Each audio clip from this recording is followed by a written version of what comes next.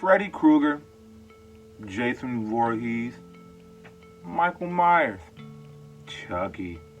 Those guys in the tight polos and fucking brown khaki that try to sell you Xfinity in the back of Walmart. These guys have been the prevailing horror icons of the past few generations, still managing to be viewed as household names while horror as a genre has continued to march on past the different trends and crazes that we know today, the same ones that came and went. You know them. The Annabelle spooky doll that doesn't move craze, the Blair Witch paranormal activity. Let's spend 94 minutes staring at a coffee cup through grainy VHS footage craze. And even the super meta wink wink nudge nudge era brought on by the likes of Scream and then further beat to death with a spiked baseball bat by Cabin in the Woods, which I loved, by the way. All throughout the history of horror, we've had icons. Icons with names. And icons with faces. Which brings us to where we are now. Officially ushering in a new era.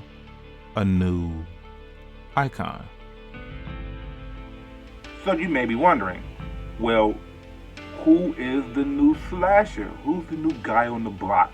Who is the new horror icon that we're putting up on this pedestal? Well, in a way, there isn't one. Because the icon isn't the killer like Michael or the heroine like Laurie Strode. It's not even an individual movie. It's the company itself. The wonderful, if at times totally fucking insane, A24.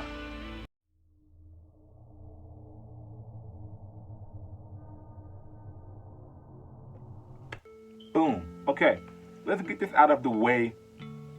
Okay, let's get this out of the way right now. And by right now, I mean right now. These movies are weird, right? And I don't mean the wacky, zany, first college girlfriend kind of weird. No, these movies are slash your tires then wait in the back seat of your car because you got her coffee order wrong kind of weird. Or even worse. A24 movies are like, I don't know, thinking Venom 2 is a good movie or that kind of weird, right?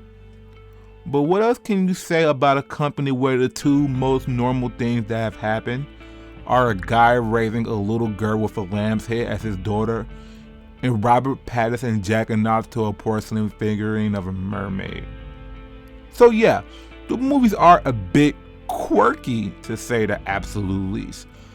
But I say that to say this. You know, these movies aren't weird just for the sake of being weird. No, they're weird with purpose. See, A24 movies, they like to take chances, right? And I think therein lies a big reason as to why moviegoers now, in this era, are starting to hold A24 in such high regard. Because the movies, for better and for worse, and there's been worse, there's been Tusk, right? They take chances. They also managed to take this concept of weaponized weirdness and make some absolute classic movies. Movies that are memorable. Movies that, regardless of grade, have loads of artistic integrity. And they leave you thinking about them long after they're over. Even if you only remember them for being weird, you still remember them nonetheless.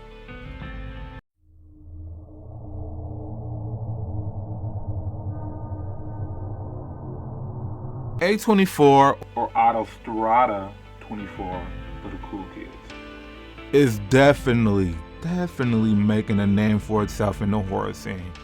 But you can't be considered one of the best without something concrete to hang your hat on.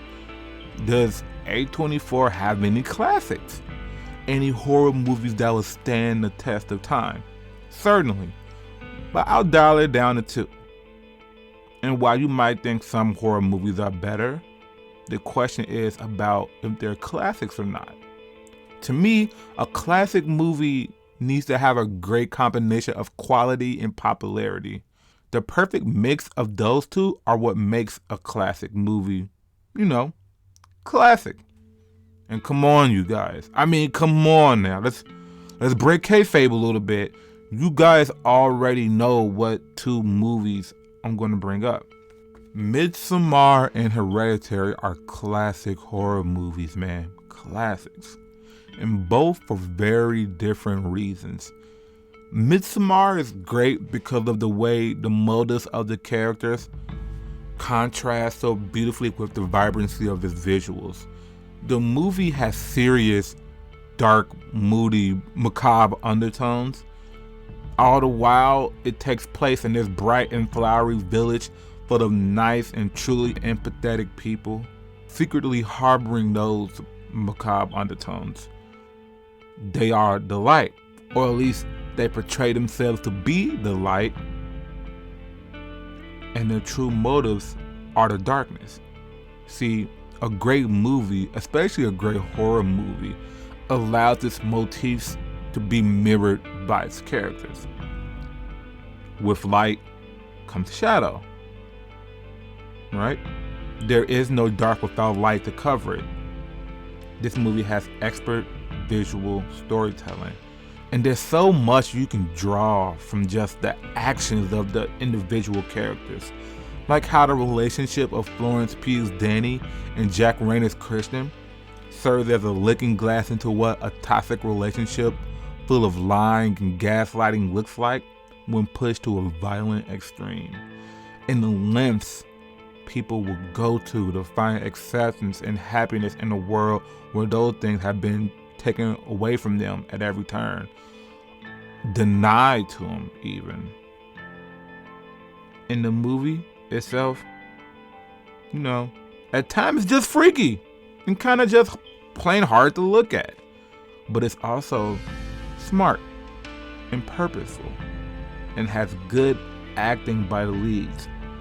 Like, let's look at a scene, shall we?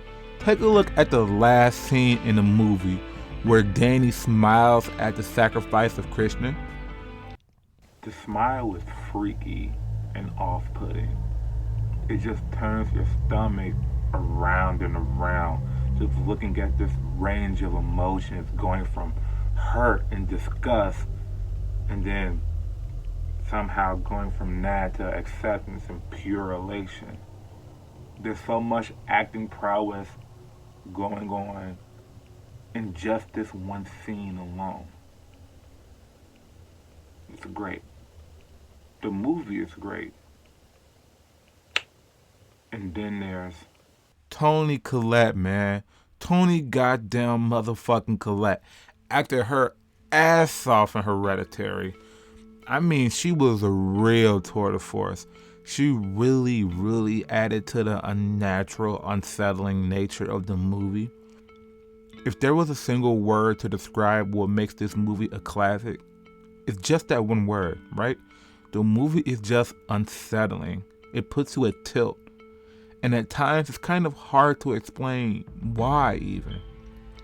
The movie is more or less a model on generational trauma, how the sins of the father or mother in this case is passed on throughout generation and generations, and how your life as well as your family's life can be affected by the ones that came before you. Mentally, this could destroy you, and I guess you could say physically it destroys them as well, among other things. But to dial things back a bit, I don't want to talk too long on this. To just get out the whole analytical aspect of this movie for a quick moment. The movie is just good at stringing you along and catching you off guard. Like you never really know who to believe or what to believe, or if this ordeal is even one that the characters will make it on the other side of.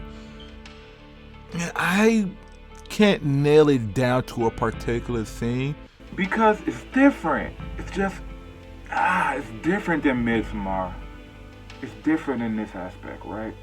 In that if you haven't seen Midsommar, I feel like you'll be fine looking at the popular clips from the movie. You'll be just fine, I reckon. But to really get Hereditary, you really just need to see Hereditary, you know? It has these specific scenes that you really just need to see in the context of the movie. You know, like the scene where... Actually, never mind.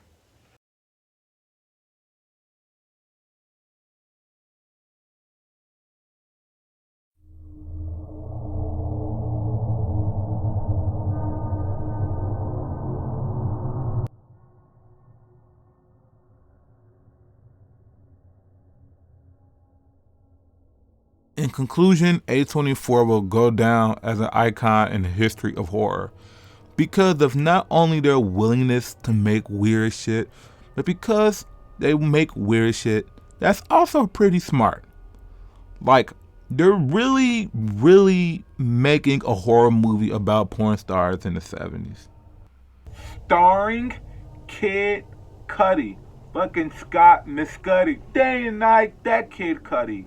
Kid Cudi, I tell you. I don't think Wreck or Ringu had Kid Cudi in it. But I digress. Thanks for watching.